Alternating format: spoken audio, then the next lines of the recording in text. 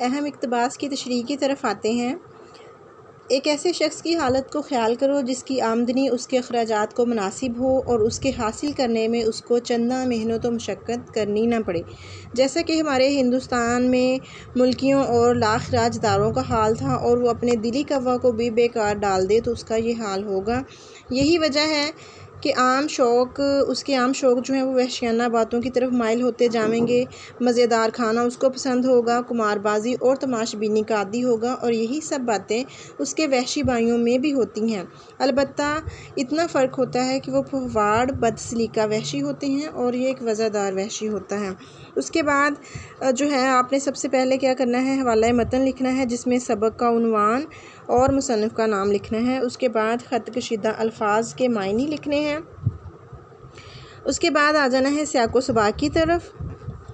سر سید احمد خان کہتے ہیں کہ لوگ کاہلی کا مطلب سمجھنے میں عموماً غلطی کرتے ہیں۔ عام طور پر یہ سمجھا جاتا ہے کہ محنت میں چستی نہ دکھانا اور محنت نہ کرنا کاہلی ہے۔ انہیں اس بات کی خبر ہی نہیں ہے کہ دراصل دلی قوا کو بیکار چھوڑ دینا سب سے بڑی کاہلی ہے۔ ہاتھ پاؤں کی محنت زندگی گزارنے کے لیے ضروری ہے۔ زندہ رہنے کے لیے روٹی نہایت ضروری ہے۔ روٹی پیدا کرنے اور پیٹ بھرنے کے لیے محنت کرنا ہی پڑتی ہے۔ اس لیے دیکھا گیا ہے کہ محنت مزدوری کرنے والے لوگ جو ہیں وہ بہت کم کاہل ہوتے ہیں۔ محنت ان کی طبیعت ثانی ہو جاتی ہے۔ یہ بھی سچ ہے کہ لوگ تعلیم میں ترقی حاصل کرتے ہیں۔ ہزار پڑھے لکھوں میں سے شاید کسی ایک کو ایسا موقع ملتا ہوگا کہ وہ اپنی تعلیم کو اور اپنی عقل کو کام میں لائے، لیکن اگر انسان ان عارضی ضرورتوں کا منتظر رہے اور اپنے دلی قوا کو یوں ہی بیکار چھوڑ دے تو وہ کاہل وحشی بن جاتا ہے۔ اس کی تشریح کی طرف آتے ہیں۔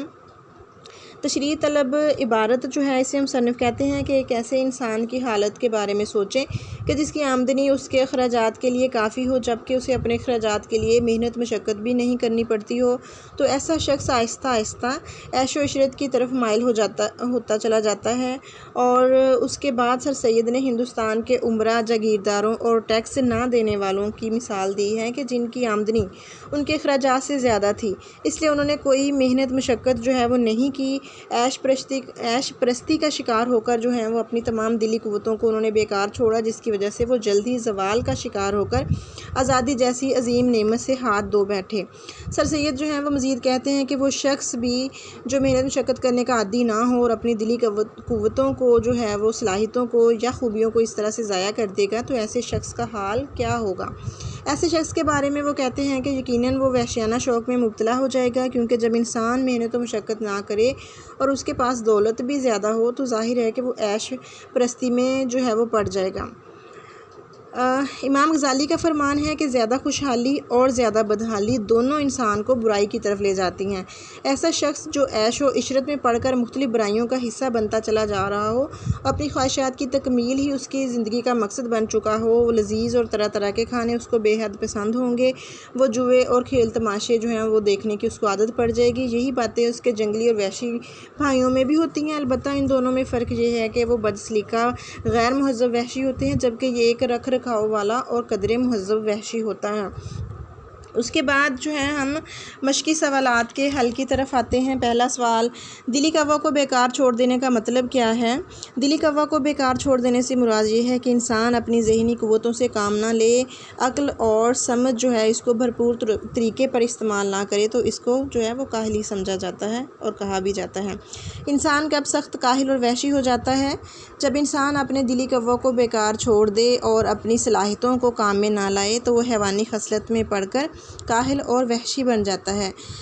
کسی نہ کسی بات کی فکر و کوشش میں مصروف رہنا کیوں لازم ہے؟ کسی نہ کسی بات کی فکر و کوشش میں مصروف رہنا اس لیے لازم ہے تاکہ دلی قوا کو کام میں لایا جائے اور وہ بیکار نہ ہونے پائے۔ قوم کی بہتری کیسے ممکن ہے؟ جب تک ہماری قوم سے کاہلی یعنی دل کو بیکار پڑا رکھنا نہ چھوٹے گا، اس وقت تک ہم اپنی قوم کی بہتری کی توقع نہیں کر سکتے۔ دلی قوا کو کام میں لا کر ہی قوم کی بہتری ممکن ہے۔